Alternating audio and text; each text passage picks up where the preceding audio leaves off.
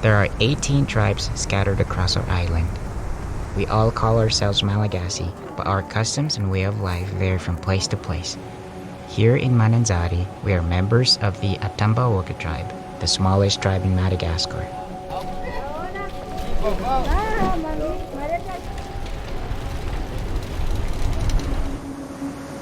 The ocean is our lifeblood here in Mananzari. We rely on the water for everything, from fishing and hunting to plant cultivation. We are surrounded on one side by salt water and fresh water on the other. Some of our largest exports are coffee, vanilla, and a variety of essential oil crops like vetiver, cinnamon, and clove.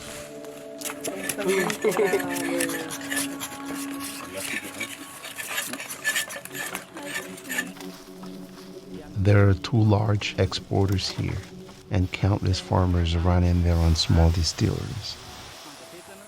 In this area alone, there are more than 80 small-scale distilleries.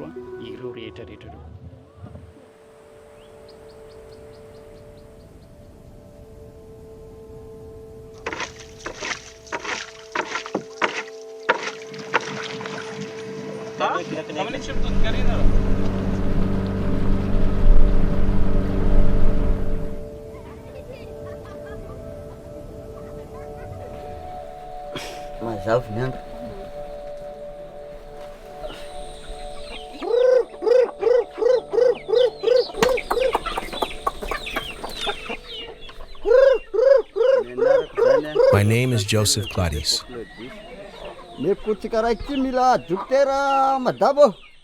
I've been a farmer here in Mananzari for 7 years now. My wife Rosine and I moved here after getting married, and we began farming coffee and rice.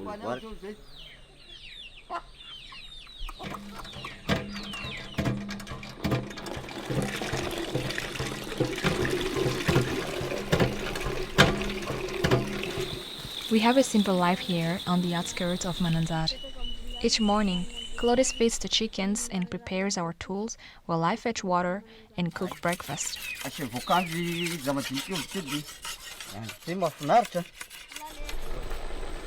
We live in a small community of close family, where we all take care of each other.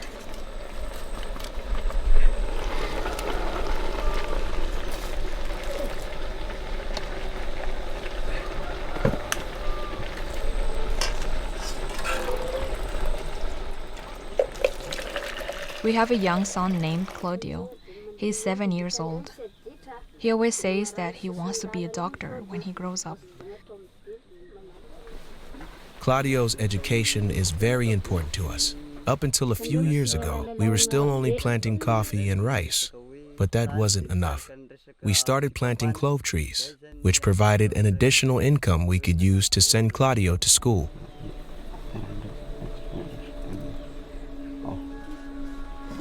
There are no doctors this far away from the city. If someone needs to visit the doctor, it can be difficult to find transportation. We hope that by sending Claudio to school, he will someday have the opportunity to open a clinic in our area.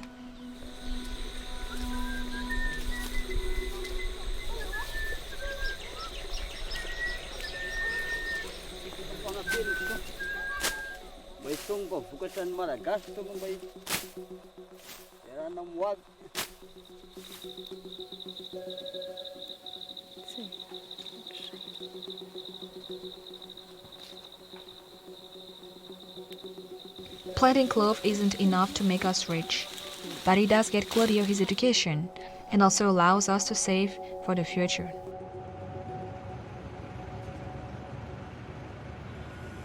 Many farmers live far outside of the city, and it's hard for them to transport their product to the market where they can be sold.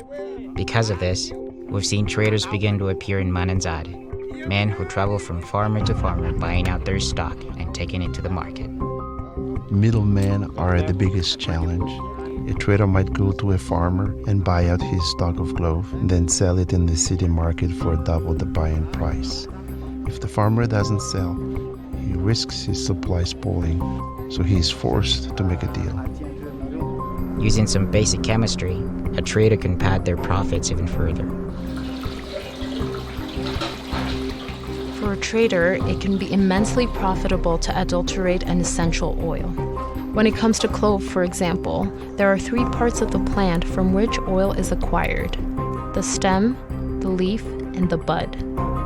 All 3 oils contain the same chemical compounds, but the amounts of each compound vary from one oil to another. Eugenyl acetate is a distinguishing compound in clove bud. Essential oil derived from the bud is naturally the most valuable, being worth double the clove stem and quadruple the clove leaf. To some buyers, high-quality oil isn't a priority.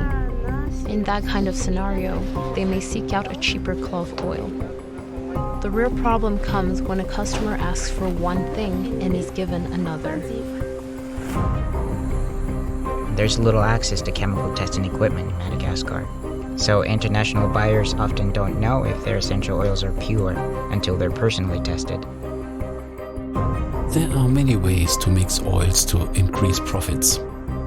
One method commonly used is adding synthetic eugenyl acetate directly to clove leaf and clove stem in an attempt to mirror the composition of clove bud.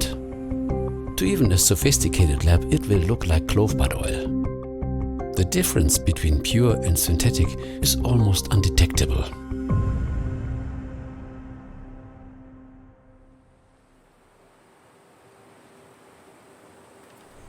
Naturally, most sellers claim their oils are pure, and it would be difficult to prove them wrong.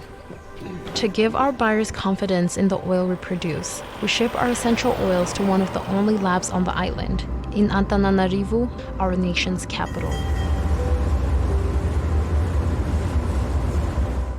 The tests we run in this lab are not comprehensive, but it gives our buyers some base levels to go off of.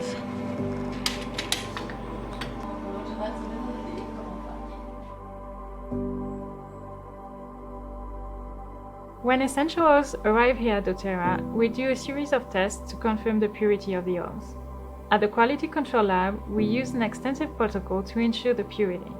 One of the most common tools in the industry is the GCMS, which is used to identify each individual chemical compound present in the oils. It shows the natural composition of the oil, and we also use it to check for adulteration and contamination with chemicals that are not naturally present in the oils. GCMS by itself is not enough to ensure purity. This is why at doTERRA we have additional testing that looks at organoleptic and physical properties of the oils. The last thing we do is to make sure the oils are free of contaminants, such as heavy metals, pesticides, and microorganisms. Because our sourcing team works closely with our suppliers and quality is ensured at the source, we rarely see adulteration.